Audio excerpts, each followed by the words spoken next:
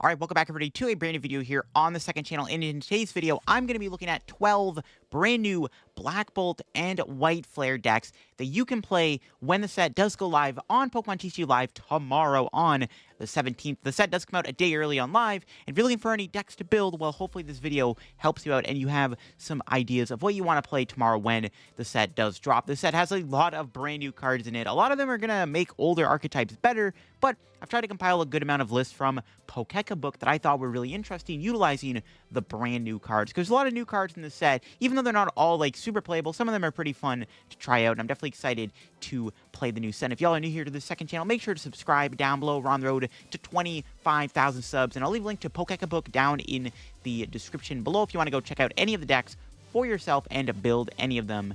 So yeah, without further ado, let's get into it and look at these deck lists. Alright, we're going to start things off here with one of my personal favorite decks, and that is Gano EX. Now, Gano EX is a deck that gets a gigantic upgrade with Black Bolt and White Flare, mainly because it gains two powerful new cards. It gets Genesect DX and Air Balloon. Of course, Genesect's ability allows you to search your deck for two Gano EXs, which is so good. Being able to find Gano for free with Genesect is really powerful. Instead of relying on TM Evolution or playing Ultra Ball or just kind of drawn into Gano, we now have Genesect, so you can turn your Nest Ball into a double Gano, which is insane. Genesect is so good, but also the deck gains Air Balloon, which is really good. You can Air Balloon your Gangos, retreat them, allowing you to do double coin bonuses for 4 cards as opposed to drawing 3 cards, which is actually a pretty big deal. So yeah, Gano Genesect is a great new archetype, and I think this deck is going to be pretty strong, and I wanted to highlight it in the video because, of course, I am a Gano fan. I'll say this about building your Gano Genesect deck is you have the package of Gano and Genesect, so then when you want to play in the deck, there's a few options. I've seen Scizor, I've seen stuff like Joltik. You can still maybe try out Dragapult in the deck. The main question will be about Gano is, can you figure out how to beat Jelson DX? Jelson is going to be a very strong new card within Gardevoir. Gardevoir having item lock is really terrifying. So if you're building a Gano deck, you maybe have to look into how you're going to build your list to actually beat Gardevoir EX with Jelson. But yeah, I wanted to highlight Gano Genesect. It's not the only Genesect deck in this video. There's a lot of Genesect decks we're going to be looking at here, but I did want to highlight the Gano one to start things off. Anyways, now let's get into the next deck. Okay, so Dragapult DX is a very strong deck, but it does have a cool new partner with the new Archeops. I wanted to highlight this Archeops Dragapult deck because I think it's a really cool concept. So Archeops has an ability that when it's in the active spot, you get to de-evolve one of your opponent's Pokemon by putting the highest stage evolution into their hand. Now that's really good because you're basically getting a free TM'd evolution on an ability, meaning that you can still attack for your turn, which is actually really good. Now, the best way to play Archeops would have to be in some kind of spread deck, and I think one of the best answers for that is obviously Dragapult DX. I feel like Dragapult, having the consistency of Dracloak as a draw engine, allows you to easily find your Archeops pieces, so getting out Archeops isn't as bad. It does evolve from a fossil, which is obviously a little annoying, but because we do have Dracloak as a draw engine, it's really not that hard to probably get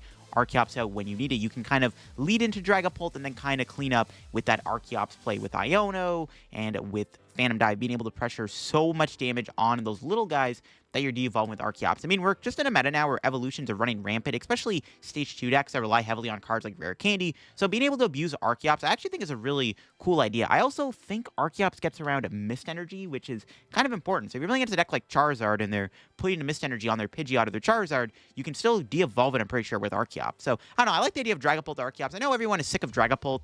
Don't get me wrong, I'm kind of sick of it too, but I do think that Archeops probably works best with Dragapult, so I wanted to highlight this list here I found on Book because I think this combo naturally makes a lot of sense and actually seems pretty decent.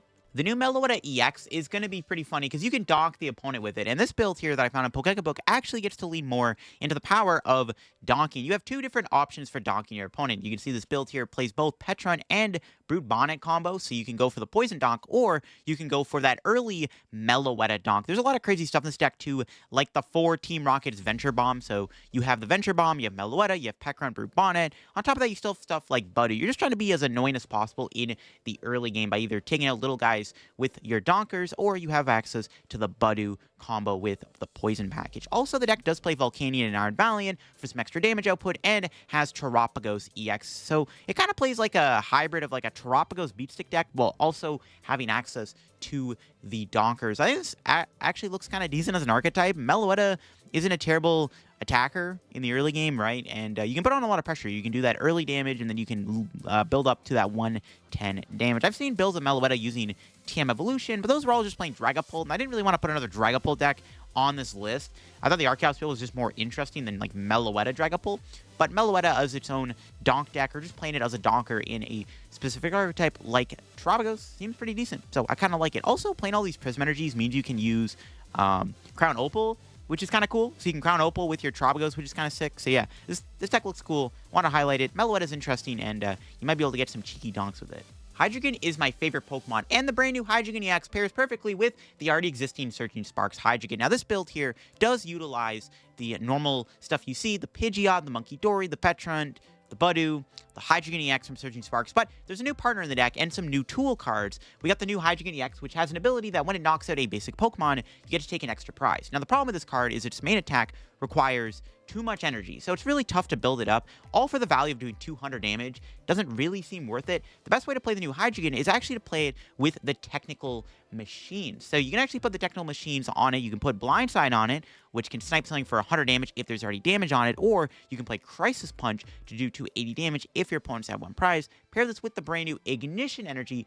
Technically, your Hydroen can actually copy the TMs, attack with them, and still have its ability work when using a different attack, which is actually really interesting. So Hydroen EX definitely could be fun to play with these technical machines, and I like pairing it within the Hydroen Pidgeot deck. You could try this out with other variants of Hydroen. I've seen a few other Hydroen decks using Zoroark EX or using Dragapult, so there could be some potential there for sure. But yeah, being able to put a technical machine blindside on your Hydroen, maybe play like a Hawlucha, play a Munkidori to get damage off on the board, and then going in with a big blindside to take 2 prizes is kind of sick. Also, you get Crisis Punch at the end of the game, so you can knock out a big basic like a Pheasantipity for 3 prizes with Crisis Punch under the right circumstances. Maybe you can build this deck to have like Dusknoir to try to manipulate the Crisis Punch a little bit to utilize it a bit more easily. This build does play Grand Trio over Neo Upper. You can probably still squeeze a Neo Upper in the deck if you want to try to utilize Obsidian, which I think Obsidian is still worth using. Having both Obsidian and the Hydroen EX's ability seems kind of cool to take multi-prize turns over and over again. So yeah, definitely excited about this one, and I really like Hydroen. Cannot wait to try this deck out. The new Superior EX could be really nice with Yanmega EX. So we see this Superior here does have an ability where all your Pokemon get to do 20 more damage. So you can have a bunch of Superiors in play and increase your damage output by quite a bit. It's kind of like the Lilligant for grass Pokemon.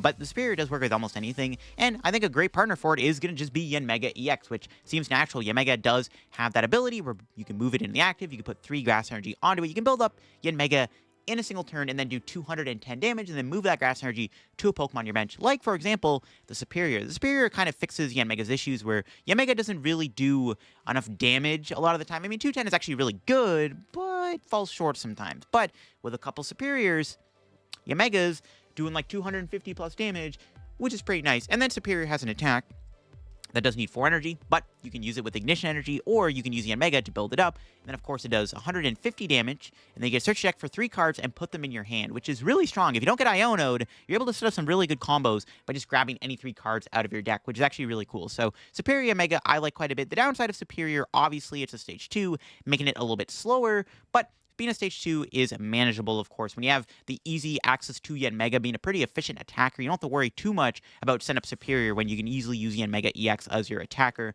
to start the game off. I like this deck. I think Superior EX does have potential. Maybe there's other ways to build it to utilize its ability. Other grass decks could use it. You can even try a Lilligant in the deck if you want to make your damage even stronger. You even just play Max Belt in the deck, so Yanmega is just doing even more ludicrous numbers. But yeah, seems kind of cool, and I like Superior quite a bit. Alright, another new way to play Genesect is going to be playing it with more Metal Evolution Pokemon. So how about Archaladon EX and Kaparaja EX? Now this Kaparaja Archaladon Munkidori deck, I've done a video on before. It's actually really cool. You use Kaparaja's attack, Nosequake, to put a bunch of damage on your Munkidoris, and then you just obviously use Adrenabrain to swing at the damage back at the opponent. It's actually really fun when it sets up, but setting up can be an issue. We do use Turbo Energize to put energy onto your board to build up your Kaparaja, or to put energy onto your Munkidoris. You have Archaladon, which has an ability that allows you to build up the Kaparaja a bit quicker. And then another way to build the deck is going to be now playing Genesect. So now you have an easy way to find those 2 important Metal Evolution Pokemon. Genesect is a nice little upgrade of the deck because it just makes it easier to find your Kaparajas, to find your Archaladons, without having to rely as heavily on like Ultra Ball to bail you out. You will have a Genesect in play, which could be a little annoying, I guess, because it's one less Munkidori you have. But still, Genesect gives you easy access to finding these Metal Evolution Pokemon, and it gives this little Kaparaja Munkidori deck a bit of an upgrade, because it's really fun to play. Like, when it sets up and when you're getting all this damage on the board on your Munkidoris, you're doing a lot of damage, and you're actually taking a lot of prizes, and you're putting on a lot of pressure by spamming Adrenabrain. It's like Gardevoir carnivore in that way. So definitely excited to revisit this deck with Genesect. I think Genesect just makes these evolution metal Pokemon so much stronger. And it's not the only metal evolution Pokemon we're going to be looking at in the video, but yeah, I do like the Copperajah Archaludon combo with Genesect. You can even play Genesect in your own Archaludon deck, not just with Copperajah, so there is access to that, but I wanted to highlight this deck because it's even cooler. Kierum, much like Reshiram and Zekrom, which we're going to look at very soon, does more for each prize card your opponent's taken. And in this case, instead of doing more damage, it's actually going to be doing more spread damage, which is actually really cool. So Kierum's got an attack that, for 2 water and a Color Synergy, does 130 damage, and then 10 damage to each of your opponent's bench Pokemon for each prize card your opponent has taken. So as the game goes on, Kierum is going to be putting even more damage counters on the bench. In fact, if your opponent's just taken 5 prizes, I mean, this Kierum's doing,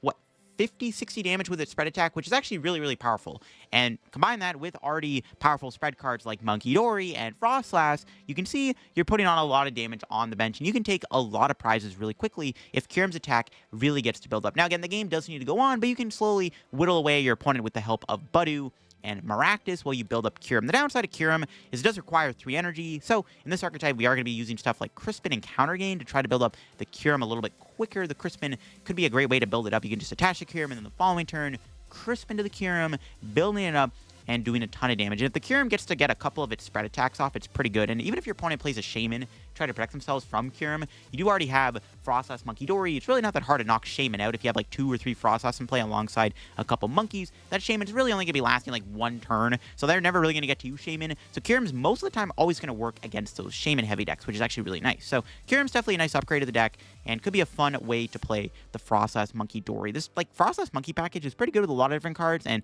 yeah, Kierum definitely is one of the better ones just because of how good its attack is with the power of these 2 spread cards. A lot of spread going on here, and definitely could be a strong spread deck to try out. Speaking of Zekrom EX, of course, Moridon, much like Golden Go, is going to get a gigantic boost with the set release, mainly because it gains a new attacker with Zekrom EX, but then also gets the comeback of Electric Dynamotor. Yeah, Dynamotor is back. Much like the Flaffy we lost a couple years ago, it's now back, and now Moridon has access to Eels, which is just so cool because now the deck has revived from the dead. I mean, Moridon only saw play within Joltik Box, which is still like a decent deck probably, but the best way to play it's going to be with these generators and with the Eels. Of course, Eel can build up your lightning Pokemon, but Moridon was lacking a late game attacker. It did lose Raichu V after all, which kind of hurts the deck's power. Now we got the new Zekrom, which does 130 plus 50 more damage for each prize card your opponent has taken. As the game goes on, Zekrom is going to be hitting excruciatingly high numbers and knocking out almost anything super easily. Like having a basic Charizard in your deck that you can easily charge up with Generator and Electric seems kind of deadly. This deck still uses stuff like the Magneton. Magneton still seems decent. Magneton also does have really good synergy with Zekrom already, so why not continue to play the Magneton in your deck to help use Zekrom? You have a 1-prize Zero Aura, which can snipe something for 210 damage, which isn't bad. So you have a nice little 1-prize attacker that does threaten the bench. And then again, Moridon Iron Hands can be really good in the early game with Ampy very much, and then Moridon being able to take out any big basic Pokemon on the board, and then you can kind of clean up later on with that really powerful Zekrom EX. Yeah, Moridon Eels could be back. Moridon could be a good deck going into the World Championships, and I'm definitely excited to try this deck out again, as it might be revived from the dead, thanks to both Electric and Zekrom. Also, Air Balloon's not bad in the deck either. You can actually freely retreat your Electric now if it gets stuck in the active by Counter Catcher, which is something that usually tends to happen quite a bit in this format. I think the Seismatode round deck is the strongest 1-price deck to come out of Black Bolt and White Flare, mainly because Seismatode's attack for 3 Call Synergy does 70 damage for each of your Pokemon in play with the attack round, which is actually really strong because the Timple and the Palpitoad all have the attack round. So you don't just have to have Seismatode on the board, you can also have your Timples and your Palpitoads. I mean, theoretically, your board could just be like 2 Timples, a Palpitoad, and then 1 Seismatode, and with the help of Ignition Energy and Reversal Energy, you can easily pay the attack cost for Seismatode, and it can do 280 damage, which is pretty dang powerful. We do get the boost of Brave Bangle to make Seismatode hit even harder. You see the Max Bell in this list here. Max Bell lets Seismatode one-shot all kinds of big Stage 2 Pokemon. Also, the new Alomomola is really good in this deck. Considering you need to chain Timples every turn and keep the board just being 4 rounders at all times, the Alomamola's ability, when it's in the active spot, getting a free basic Pokemon back from discard pile with 70 HP or less, seems pretty dang good because you can use the Alomomola to put the Timple down. This deck does play the Psyduck. The new Psyduck's not coming out until the September set, so ignore that. Probably just cut the Psyduck for like, I don't know, like a Budu or something, or just more draw. Speaking of draw, this deck does have 4 Hassel and 4 Iono as your main draw. I like the idea of Hassel in this type of deck to chain together. Hassel is actually really good to actually find energy and Seismatode pieces. Looking at the top 8 cards of your deck when something gets KO'd is pretty good. The new Hilda is also really good in here. Getting an evolution and an energy is perfect for this deck. You're getting a Toad, and then you're also getting your ignition energy or versatile energy for free, which seems nice. Also, the redeemable tickets in the deck still. So if you do happen to prize one Timple, well, you can just redeemable ticket, get out of the prizes, and then put it into play, allowing you to get access to that full power of a round. I cannot wait to try this deck out. It's probably better than Bad Deck Friday, and it might rival Typhlosion as one of the better one-prizer decks you can play right now. It might still struggle into Guardian Dragapult, unfortunately, but the power level is there, and as we see more beat stick decks like Goldango, Moridon, and Raging Bolt get popular, this deck will still probably be fine. Jelson DX is super powerful. I wasn't going to put a Gardevoir Jelson in this video because, like, okay, sure, that deck is maybe BDIF, but I'm not going to put it in here. I know y'all are just sick of Gardevoir. Well, what if we tried to make Jelson work in other ways? And another way that I think actually could be decent is to pair it with Frostlass Monkey Dory. Yeah, the old Frostlass Monkey Dory package seems decent with Jelson DX. This card does have a lot of potential outside of just playing it with Gardevoir, and like I said, having it in Frostlass Monkey seems cool. Jelson does have some synergy because you can, of course, use it as an item locker, kind of like how you use Budu in the deck. Instead, now you have an even bulkier Pokemon in the active spot. You have the Frillish, which can also be a pretty solid item lock attacker. It has more HP than Budu, which actually is relevant versus Monkey Dory. And of course, Jelson can do some damage. Now, Jelson doesn't do a whole lot of damage. You can't really get as much energy on it like you could in the Guardy deck, but you can use it with Ignition Energy. This build here, the Ignition Energy is cool. You can put the Psychic Energy on the Jelson, slap an Ignition Energy on it, and then swing for 160 damage. Honestly, just item locking and doing 80 damage might be good enough for the deck to work because you're still using Frostlass Monkey Dory to put even more damage on the board. So maybe you don't always have to be doing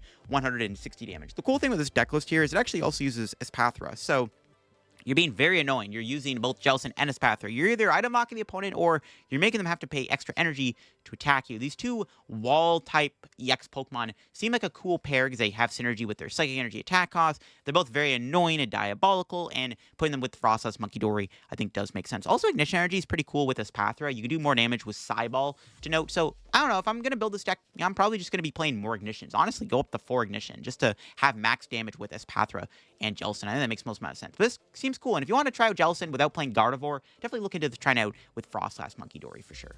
The Stevens Metagross CX has a lot of potential, but it just kind of gets outclassed by stuff like our Chaladon, Goldango, and Gardevoir, but still seems kind of cool because it now gains Genesect DX as a great way to find the Stevens Metagross. It has an energy acceleration ability, which is strong, and the new Cofagrigus actually is pretty good with it too. So this build is using the Coffins and the Genesects. The Genesect's already a really good upgrade to the deck because, yeah, you can easily get your Metagross out really quickly without having to rely on Ultra Ball, so it's a lot easier to get this thing on the board. But then you do get the Cofagrigus. There's 3 different ones in this deck. There's one that spreads damage to each Pokemon with an ability on it. There's the Cofagrigus EX, which also spreads damage. Then the new Cofagrigus with that damage Regus attack moves all the damage counters from one of your Pokemon to one of your opponent's Pokemon, which is really deadly. The damage Regus Cofagrigus is great in this deck. Metagross has 340 HP. Combine that with Granite Cave and Garbink, you can actually make Metagross have a lot more HP. It's not getting KO'd very easily. So if they're doing like 300 damage to your Metagross, you can just move all that 300 damage off with the new Cofagrigus, which you can build up with Stevens Metagross' ability in one turn, move it all off, healing the Metagross, which is really strong. I did a video on a Metagross Dedenne EX deck, which does something similar. We're using the Dedenne EX to fully heal your Metagross EX, and the Cofagrigus also can do the same thing, except now you don't have to play this like 2-prize liability with the Dedenne. Now you can just play the Cofagrigus, and again, it lets you play these other cool Cofagriguses alongside. So yeah, this Metagross Cofagrigus deck looks really fun, and as somebody who likes Metagross and thinks it does have some decent potential, the upgrade of Cofagrigus and Genesect makes the deck a lot better, and I'm really excited to try this deck out when it does release. And finally, we're going to end things off with the new Reshiram EX. I think Reshiram is also strong. It's got the same attack as Zekrom, except you have to discard an energy from it, which is fine, because it's going to be a great partner within Ho-Oh Armor Rouge. I really want the new Emboar to work. The Rain Dance Fire seems really cool, but unfortunately, it just gets outclassed by Ho-Oh Armor Rouge. I think it's just the better deck. Also, this deck does gain some new resources. The new Reshiram is a fantastic attacker in the deck, because now the deck has a really good late-game fire attacker, but the other big upgrade the deck gets is Prism Energy. Now you don't have to play Luminous Energy anymore, which is kind of cool, so you can just put Prism Energy on your Pokemon and copy them. Of course, the deck is a toolbox of attackers. The Iron Hands EX with Thank You Very Much to take extra prizes, the Wellspring Mask Ogre Pond to snipe stuff, the Durant to hit for weakness against Grimmsnarl and Charizard, and of course the Clefairy, which helps a lot against Dragapult, and then the Reshiram can be that big late-game Charizard-like attacker. I've even seen some people try to fit Charizard in Ho-Oh Armor Rouge, but now we have Reshiram as your inclusion. So yeah, the Reshiram is a great upgrade, and the Prism Energy allows you to freely use these Rainbow Energy style cards within the deck. So this definitely looks like Hoa Marouge could finally be a meta deck with these 2 new cards. I think they're actually really good upgrades to the deck. The deck is still a bit of a pile, but you can even see like Air Balloon's really good in the deck, and then also Hilda's really good. Hilda lets you find your Prism Energy for free, and an evolution Pokemon getting Armarouge plus Prism or Legacy Energy is kind of broken, so I think Hilda's really good in the deck. And then again, Air Balloon isn't a bad upgrade to the deck either. The deck just gets a lot of new upgrades with this set that makes the deck a whole lot stronger, and this deck really will have potential, so keep your eye on Hoa Marouge when the set does drop. But there you go, folks. Those are all these brand new decks I've compiled for the video. There's other cool stuff we could look at. I mean, there's a lot of other good cards in the set that I just couldn't really find deck lists for that were interesting, unfortunately. Like, I wanted to do something with the new Zoroark. I think that card has a lot of potential. I've seen it being paired with Dragapult, but I just couldn't find any lists or anything. But yeah, there's a lot of new potential in this set for sure. And as hopefully the years go on, the set ages better and all these older or new cards get a lot stronger. Because right now, the set mostly just upgrades a lot of old archetypes, but the upgrades are pretty sick, and I think we can see stuff shine finally with some of these new cards. Hope you enjoyed the video. Again, I'll leave a link to Pokemon down below, the site I used to get all the deck lists for the video. So shout out to them. Once again, use their site all the time for content. And yeah, of course, if you're new to the channel, subscribe down below. We're on the road to 25k subs. Also, stay tuned tomorrow on the main channel where I'm opening up a Black Bolt ETB and a bunch of other Black Bolt product that Pokemon sent me. So if you want to see that early opening tomorrow, stay tuned for that. And of course, the set goes out on live tomorrow, so I should probably be streaming tomorrow. I can't wait to try all the new cards out, make content, all that stuff. Super excited. Hope you enjoyed. Catch you later. Bye-bye.